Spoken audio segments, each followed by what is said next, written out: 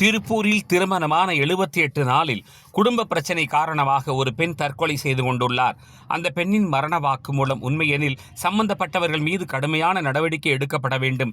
இல்லையெனில் இந்த சமூகம் தானாய் எரிந்து போகும். இன்னும் ஒரு கண்ணகி வேண்டியதில்லை. அந்த பெண் திருப்பூரைச் சேர்ந்த மூத்த அரசியல்வாதியின் பேரனின் மனைவியாக வாழ்ந்திருக்கிறார், இல்லை வீழ்ந்திருக்கிறார். விசாரணை நடைபெற்றுக் கொண்டிருக்கிறது. விரைவில் உண்மைகள் வெளிவரும். அந்த பெண்ணுக்கு ஒரு அஞ்சலி. அன்பு மகளே, எத்தனை அழுகையோடு நீ இந்த உலகை விட்டு சென்றிருக்கிறாய். ரொம்பவும் வலிக்கிறது. நீ பேசிய அந்த ஆடியோவை வேறு எந்த தாயும் தகப்பனும் கேட்டுவிடக்கூடாது. குறிப்பாக பெண் பிள்ளைகளை பெற்றவர்கள் கேட்கவே கூடாது. இதயம் இத்துப்போன ஒருவனும் அந்த ஆடியோவை கேட்டு விடாதீர்கள்.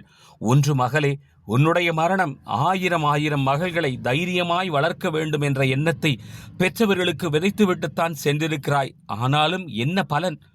ஆனால் நீ இதை செய்திருக்கவே கூடாது. உன் தாயும் தகப்பனும் என்ன பாவம் செய்தார்கள்? நீ யார் என்று தெரியாத எனக்கே தாங்க முடியவில்லையே. ஏ சமூகமே, பெண் பிள்ளைகளை பாரம்பரியம் என்ற பெயரில் பாடாய்படுத்துவதை என்று விட்டொழிக்கப் போகிறாய். ஆணுக்கு பெண் சமம் என்று பேசுகிற சமூகமே, ஒருவன் பிடிக்கவில்லை என்றால் மற்றொரு திருமணம் என்பது ஆண்களுக்கு மட்டும் ஏற்றுக்கொள்கிறீர்களே, பெண்களுக்கு மட்டும் அதற்கு அனுமதி இல்லையா? சமூகம் ஏசும் என்றுதானே பெண் பிள்ளைகள் யோசிக்கிறார்கள். பெற்றவர்களே, நீங்களாவது மாறிவிடுங்கள். எப்படி வாழ வேண்டும் என்ற முடிவெடுக்கும் உரிமையை ஆண்களைப் போல பெண்களுக்கும் கொடுத்து விடுங்கள். பெண்களுக்கு மட்டும் 2ஆம் திருமணம் என்ன இழிவா?